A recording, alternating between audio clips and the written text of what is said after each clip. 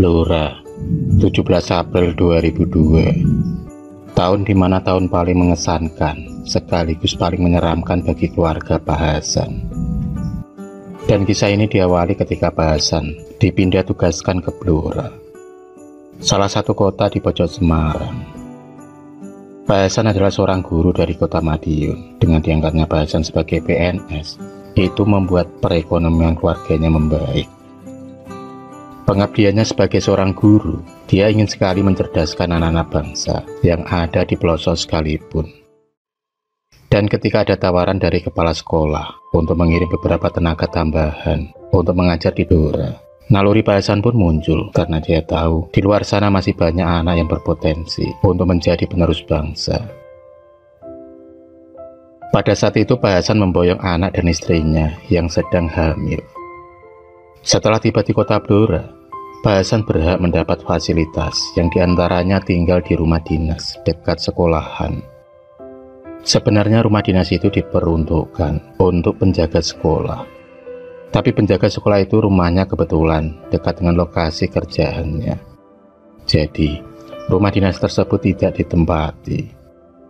Rumah sederhana itu sangat cukup untuk menampung Pak Hasan beserta keluarganya. Suasana begitu pengap saat Pak Hasan baru membuka pintu rumah. Ditambah lagi banyak sarang laba-laba yang bergelantungan di dinding. Itu hal yang wajar, karena sudah berpuluh-puluh tahun lamanya rumah itu tak ditempati. Butuh waktu 1 minggu bagi Bu Hasan membereskan rumah sampai nyaman untuk ditempati. Untuk pertama kalinya Bu Hasan berbaur dengan para warga yang lain. Dia belanja kebutuhan sehari-hari di toko Bu Mendut. Bu Mendut yang bertubuh gendut itu tampak baik dan harmonis. Sesekali Bu Mendut mengajak bercanda pada Bu Hasan. Mbak Yu, terus diajak kenalan sama Mbak Kunti belum? Tentu saja pertanyaan itu membuat Bu Hasan tak mengerti apa yang ditanyakan Bu Mendut, tetangga barunya. 11 hari sudah Pak Hasan menempati rumah dinas tersebut. Kenyamanan sudah mulai dirasakan, apalagi ketika melihat semangat para anak didiknya untuk belajar. Hingga suatu malam, Siva anaknya tertidur pulas di kamar belakang. Kamar yang berdekatan dengan kamar mandi itu selalu mengeluarkan suara-suara yang berisik. Mulai dari air keran hingga terdengar orang yang sedang mandi. Siva tiba-tiba terbangun dan memanggil-manggil ibunya. Siva mengatakan kalau dia melihat wanita berambut panjang sedang menangis di pojokan kamar. Kata-kata Siva itu membuat bulu kuduk merinding. Apalagi akhir-akhir ini memang sering ada suara-suara aneh yang mengagetkan mereka. Siva pun kembali tertidur di dekapan ibunya.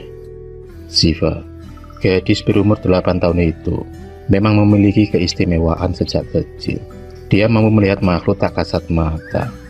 Itu mungkin warisan dari nenek buyutnya. Suara azan subuh berkumandang.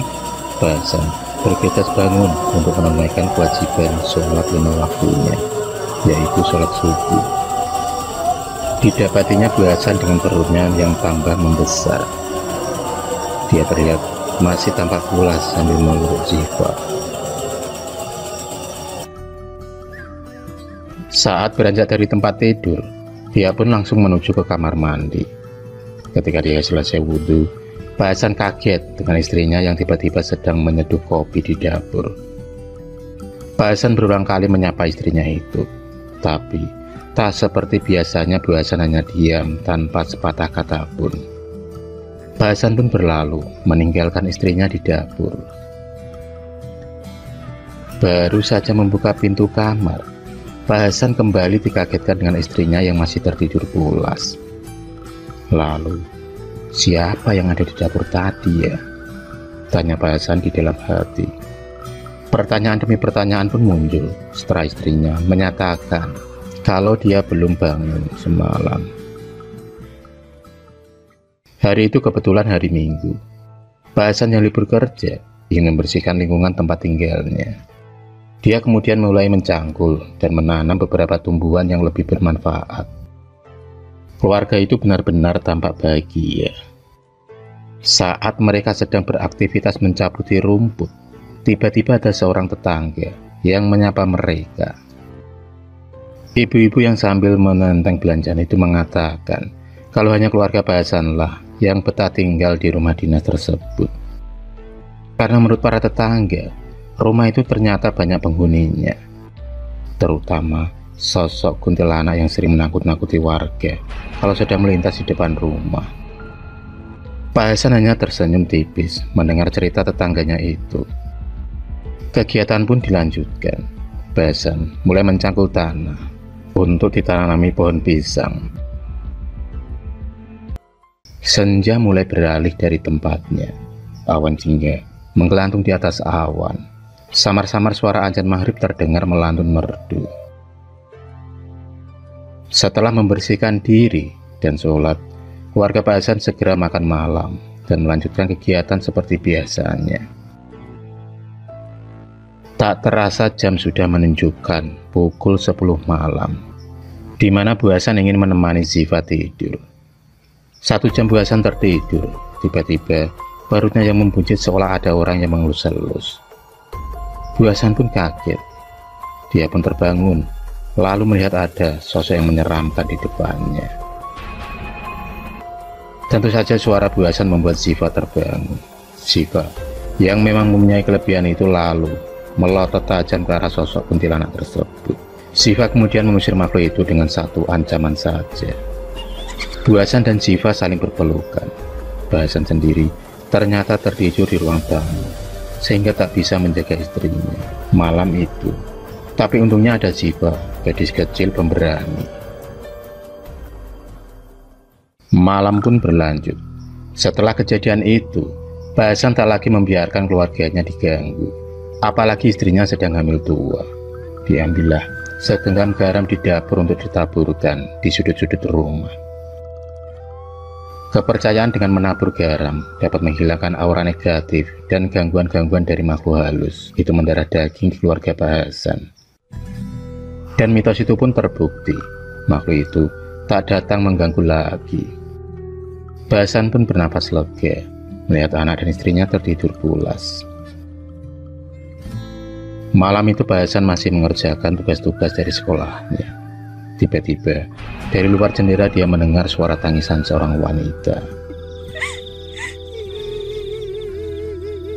Dicarinya sumber suara tersebut, dan alangkah kagetnya Pak Hasan ketika melihat sosok berbaju putih.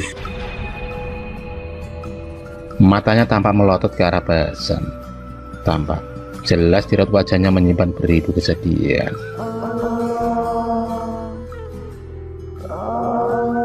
Suara itu menggema, membuat bulu kuduk berdiri. Pak Hasan dibuat jantungan ketika jelas di matanya sosok itu terbang melintasi atas kepalanya. Bu Hasan pun terbangun setelah mendengar suara suaminya. Kejadian malam itu sering dialami keluarga Pak Hasan berkali-kali.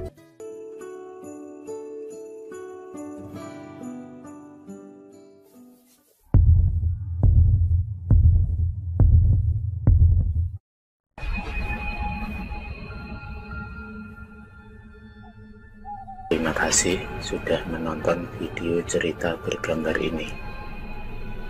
Klik subscribe untuk terus berlangganan video-video cerita bergambar selanjutnya. Semangat berkarya.